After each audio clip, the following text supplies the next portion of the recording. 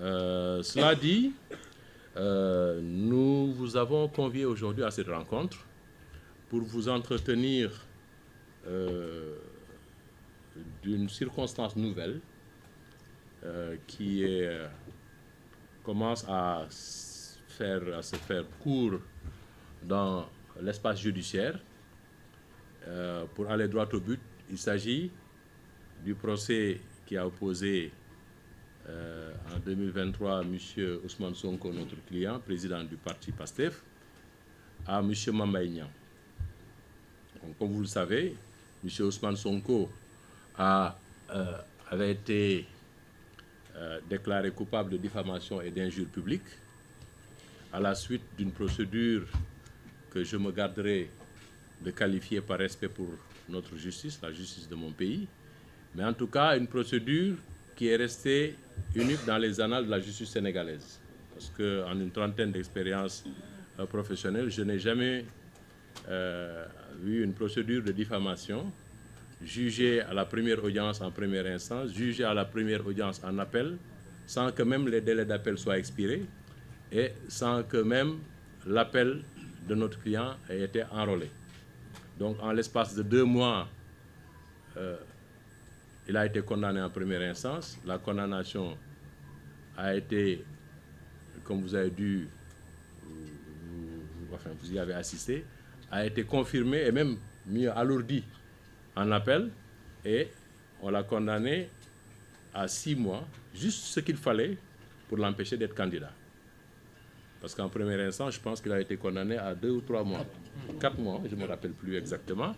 Mais en tout cas, c'était une condamnation qui ne le privait pas de ses droits électoraux. En appel, eh bien, comme il fallait un minimum de 6 mois pour ne pas être candidat, eh bien, on l'a condamné à 6 mois, ce qui l'a empêché d'être candidat. Et cette condamnation, comme vous le savez, elle est intervenue, elle est fondée sur l'inexistence, j'allais dire, du rapport du PRODAC dont notre client disait qu'il avait épinglé M. Mamba Niang. Alors, à la suite, maintenant, quand M. Ousmane Sonko s'est retrouvé Premier ministre, bien entendu, le rapport dont on disait qu'il n'existait pas, et on y reviendra, ce rapport-là a été porté donc à sa connaissance, et il s'agit d'un rapport qui existe bel et bien, qui a été signé et qui épingle, pour reprendre le mot de notre client, qui épingle bien M. Mamba Niang. Alors, fort de cela, M. Sonko a demandé à ses conseils de saisir le garde des Sceaux à l'effet de faire procéder à la révision de son procès. Alors, donc, et pour ce cas-ci, parce que la révision, c'est une voie de recours extraordinaire, mais qui est prévue par la loi organique sur la Cour suprême. Les voies de recours ordinaires, elles sont prévues par le Code de procédure pénale. C'est l'appel, c'est l'opposition, etc. Mais ici, c'est une voie de recours qui est prévue et encadrée par les dispositions de la loi organique sur la Cour suprême. Et comme le nom l'indique, c'est une loi qui, dans la hiérarchie des normes dans ce pays-là, a une valeur supérieure à celle des lois ordinaires. Alors, donc, et cette loi organique prévoit plusieurs cas dans lesquels la révision d'un procès peut être initiée. Dans l'histoire du Sénégal, je pense que c'est la première fois que cela arrive. On en a parlé avec l'ancien président du Conseil, Mamadou Dia, mais ça n'avait pas abouti. Et donc, c'est la première fois qu'on en arrive aujourd'hui à cette étape que je vais vous décliner tout à l'heure. Alors, donc, pour le cas qui concerne M. Sonko, c'est le 4e cas qui est prévu par l'article 93 de la loi organique sur la Cour suprême, qui prévoit, est-ce que pour ne pas écorcher le texte, je vais vous lire le 4e cas. Je ne vais pas vous lire tout le texte. C'est l'article 92, hein? 92. Voilà, lorsque, après une condamnation, un fait vient se produire ou se révéler, ou lorsque des pièces inconnues lors des débats sont présentées, de nature à faire naître un doute sur la culpabilité du condamné. C'est bien le cas du rapport Prodac. Alors, mais dans ce cas précis, M. Ousmane Sonko n'a pas le pouvoir, n'a pas la prérogative de saisir directement la Cour suprême. Ses avocats non plus. Le passage obligé c'est le ministre de la Justice, garde des Sceaux. Donc, il nous a instruit de saisir le garde des Sceaux, ce que nous avons fait, en correspondance, pour lui demander de bien vouloir instruire une demande de révision sur la base de cet élément nouveau. Et le garde des Sceaux, Mme Yacine Fall, qui a hérité de ce courrier-là, a effectivement fait les démarches. Et je tiens à préciser qu'elle ne l'a pas fait en tant que politique. Elle a agi en tant que garde des Sceaux et n'a fait qu'appliquer ce que la loi a prévu, en pareille occurrence. Alors, donc, le texte, il est là, c'est l'article 93. Dans le quatrième cas, donc le cas qui nous concerne, le droit de demander la révision appartient au garde des Sceaux, ministre de la Justice, seul. Ça, c'est la loi organique sur la Cour suprême qui le dit. Donc, c'est le garde des Sceaux seul qui a le droit d'initier la procédure de révision. Et donc, le garde des Sceaux qui statue après avoir pris l'avis d'une commission composée des directeurs de son ministère, du procureur général près la Cour suprême, d'un magistrat du siège de la Cour suprême, désigné par le premier président. Donc, elle n'a pas fait autre chose que de se conformer aux dispositions de la loi. Donc, elle a réuni la commission. Donc, et cette commission qui regroupe les différents directeurs de son ministère a été présidée pour la circonstance par un magistrat de la Cour suprême qui est président de chambre à la Cour suprême. Donc, après le premier président et le procureur général, c'est le magistrat le plus haut en grade au niveau de la Cour suprême. Et, fait important à noter, avec la présence de M. le procureur général himself.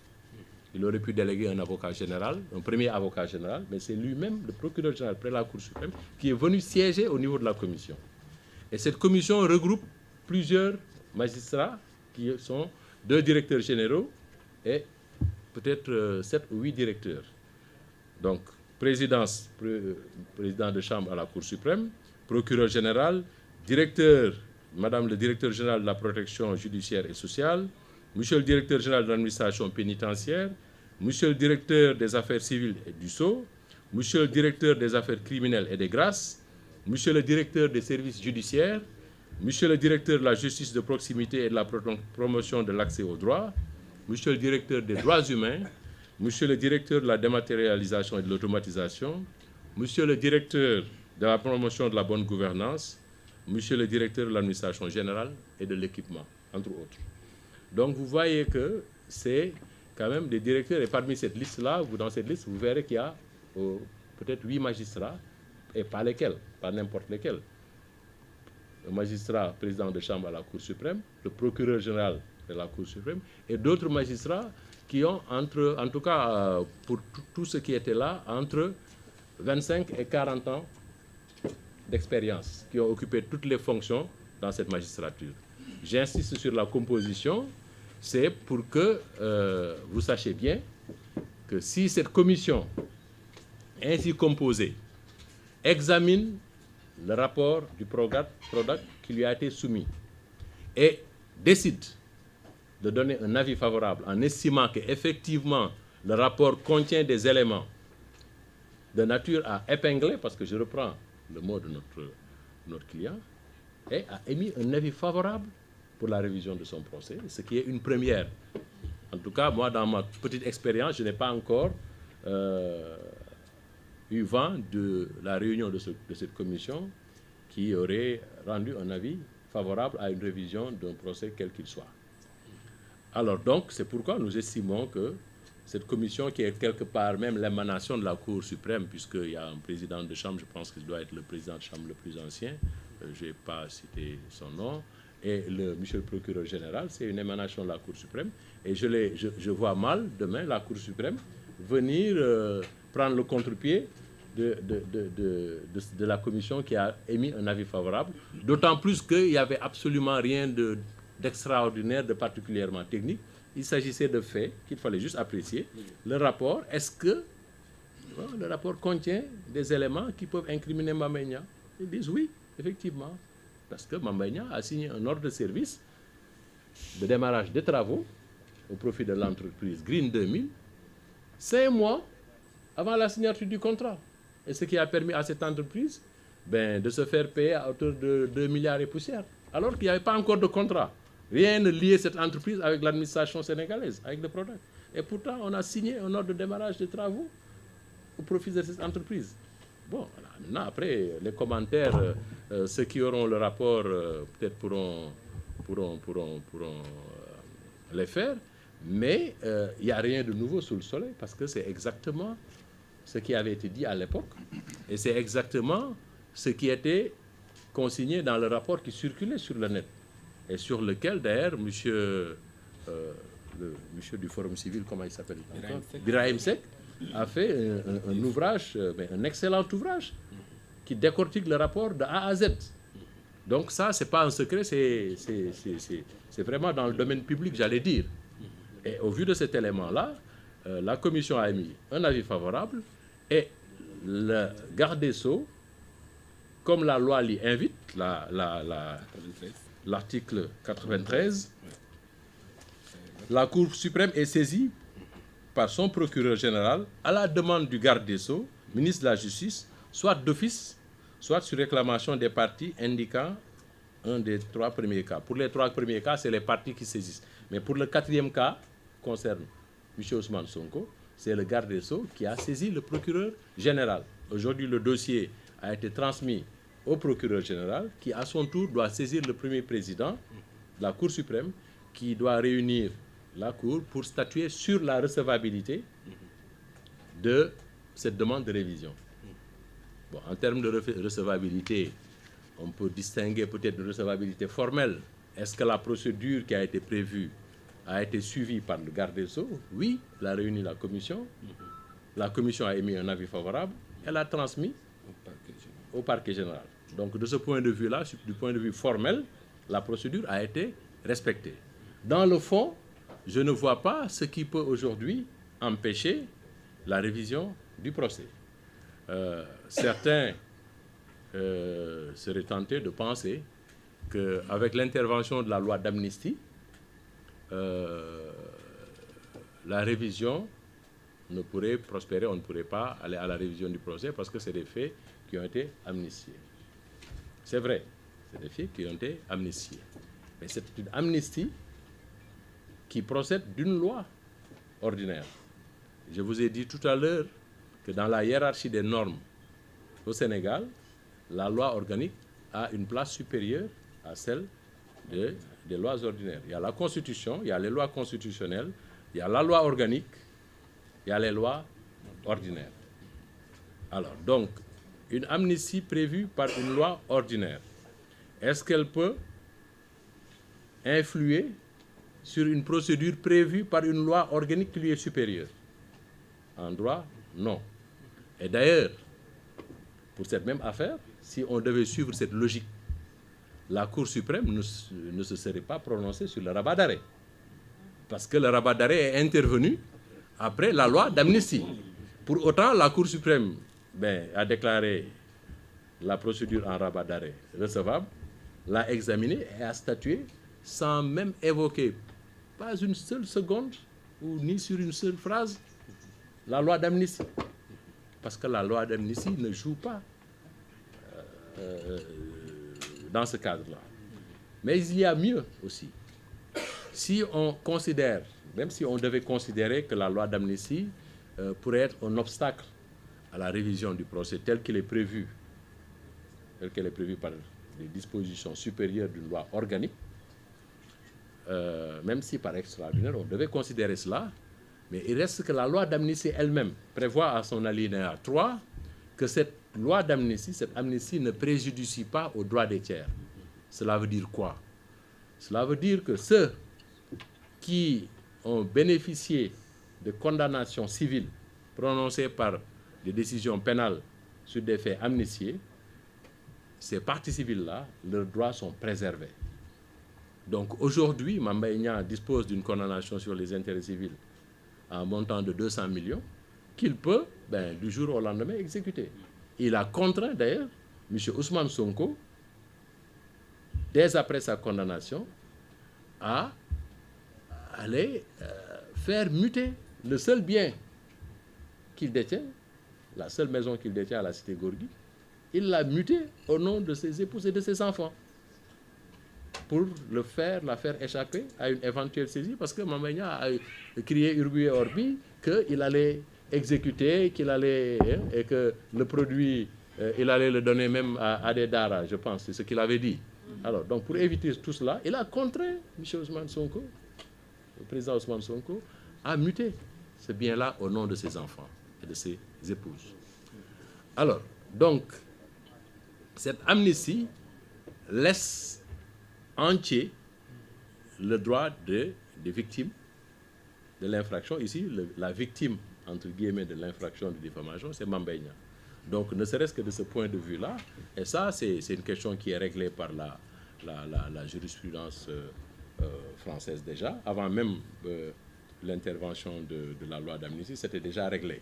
Mais aujourd'hui, nous avons un fondement légal, c'est l'article 3 de la loi d'amnistie qui dit que cette amnistie ne préjudicie pas aux droits des tiers. Ne serait-ce que pour ça, M. Ousmane Sonko a tout intérêt à ce que son procès soit révisé pour ne pas avoir à payer les 200 millions. Je pense qu'on n'a pas besoin d'être juriste pour comprendre cela. Donc, c'est ce qui a fait, ce qui fait que donc, aujourd'hui, dans le fond, je vous avais dit tout à l'heure que du point de vue de la régularité formelle, le recours est parfaitement recevable, mais au fond également, il n'y a absolument aucun obstacle qui pourrait aujourd'hui empêcher la Cour suprême de réviser le procès. Voilà. Donc, maintenant, après, ce qui va se passer, si la Cour déclare le recours recevable, ce sur quoi nous n'avons absolument aucun doute, puisque la commission telle qu'elle est composée a rendu un avis favorable, je vois mal la Cour suprême aller à contresens, et je verrai mal sur quoi elle pourrait d'ailleurs se fonder pour dire non. Alors, si c'est le cas, l'affaire va être renvoyée devant une autre cour d'appel, ça peut être la cour d'appel de Thiès, celle de Saint-Louis, celle de Kaolack, Ziguinchor, Tamba, pour être statué à nouveau sur l'affaire Mame Mbaye Niang contre Ousmane Sonko. Et en ce moment-là, c'est la Cour suprême qui va fixer le périmètre du procès de renvoi. Cela veut dire que le texte prévoit que la Cour suprême va indiquer les questions sur lesquelles le procès va tourner, les questions qui devront être posées, et ces questions-là, vraisemblablement, elles vont tourner autour du rapport. Voilà. Est-ce que le rapport existe? Est-ce qu'il a été signé? Voilà. Est-ce que les propos, est-ce que le contenu, voilà, incrimine Mame Mbaye Niang, etc. Bon, je suis en train d'anticiper, je ne suis pas dans la tête des magistrats de la Cour, mais j'imagine simplement que c'est peut-être cela que, autour de cela que les questions vont tourner. Alors, donc, le point le plus intéressant pour M. Ousmane Sonko, parce que moi je pense que tout cela c'est évident, que la révision telle qu'elle est enclenchée, elle va aboutir à un nouveau procès. Et je vois mal que ça ne se fasse pas compte tenu de ce que je viens de dire. Mais vous verrez, en lisant la loi organique sur la Cour suprême,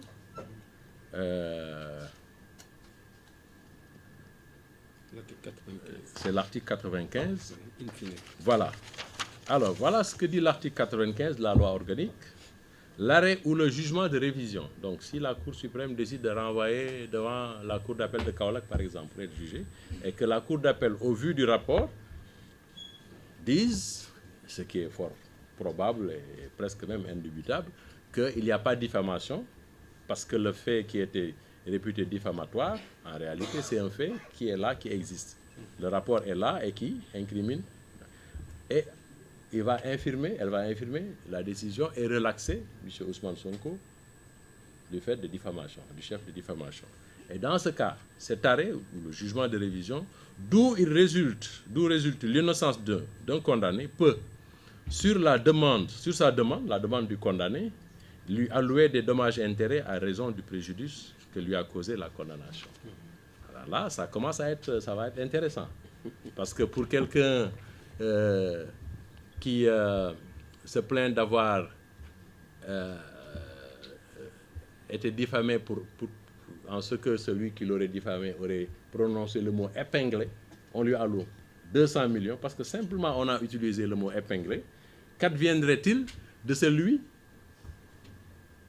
qui a été privé d'être candidat à l'élection présidentielle, qui a été emprisonné, qui a été sous la menace de perdre sa maison au point de muter sa maison à sa progéniture et à ses épouses, et il a payé 22 millions de frais de mutation, tout cela pour faire échapper, sur la base vraiment d'un gros mensonge par omission, parce que le mensonge par omission, c'est de dire qu'il n'y a pas de rapport, alors que le rapport existe. Voilà. Et puis, il y a même un mensonge positif. C'est celui qui a été fait par le coordonnateur du PRODOC, pas celui qui était là au moment du rapport, mais celui qui l'a remplacé, parce que M. Samba Laobé, je pense, il est décédé, Dieu ait pitié de son âme. Celui qui l'a remplacé, M. Amadou Niang, dans le cadre de l'enquête préliminaire, M. Adramé Sarr, commissaire de la DIC, lui a fait une réquisition pour lui demander est-ce qu'il y avait un rapport PRODAC tel que Ousmane Sonko l'affirmait. Alors, le monsieur, il répond, c'est une pièce de notre dossier pénal, il n'existe pas de rapport PRODAC. Voilà ce qu'il dit. Il s'est agi d'une enquête portant sur le contrat clé en main relatif aux études et aménagements hydro-agricoles des domaines agricoles de Sefa, Itato, Keur Sambakan et Keur Momar Sarr, conclu entre le PROGAD et Green 2000, dont le rapport n'a pas été approuvé. Voilà ce qu'il dit. Dont le rapport n'a pas été approuvé. Et ça, il le dit en 2023. Or, le rapport, non seulement il existe, il a été approuvé, il a été signé en 2018. En 2018. Ça, c'est un gros mensonge sur lequel on s'est fondé pour dire que M. Ousmane Sonko a diffamé Mame Mbaye Niang. Voilà. Donc, je ne vais pas tout dire parce que je ne suis pas seul. J'ai mes confrères qui vont prendre certainement la parole pour appuyer, enfin, en tout cas, revenir sur certains de ces points-là. Mais voilà des axes intéressants sur lesquels donc, on devrait réfléchir. Alors, le préjudice, il est immense.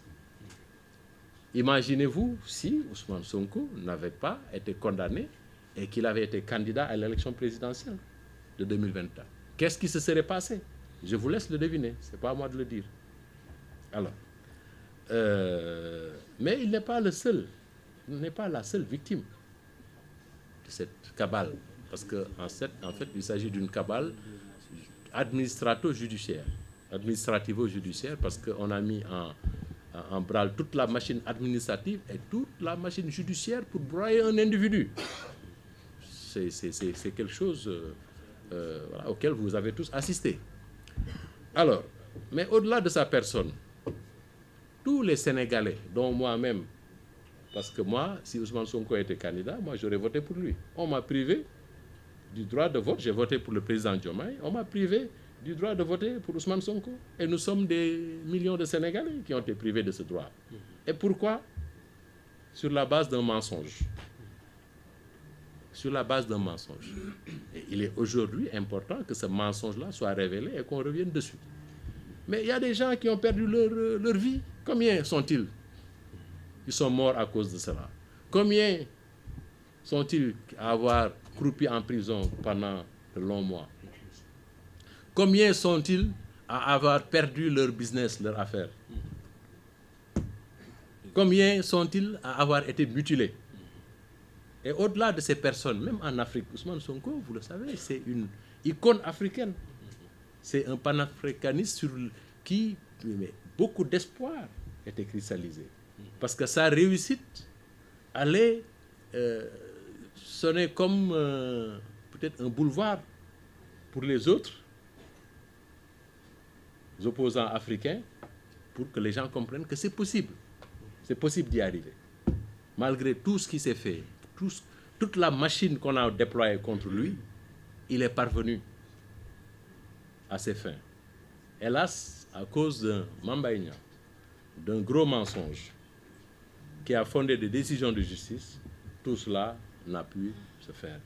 Donc le préjudice, il est incommensurable. On a l'habitude, ces mots qu'on utilise souvent dans notre jargon, nous autres avocats, mais nous sommes dans un cas d'école typique de préjudice incommensurable qui ne peut même pas être réparé en argent.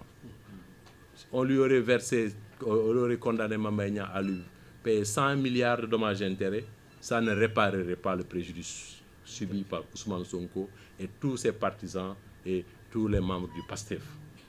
Et le moment venu, croyez-le bien, nous ne manquerons pas de demander des dommages et intérêts sur cette procédure-là.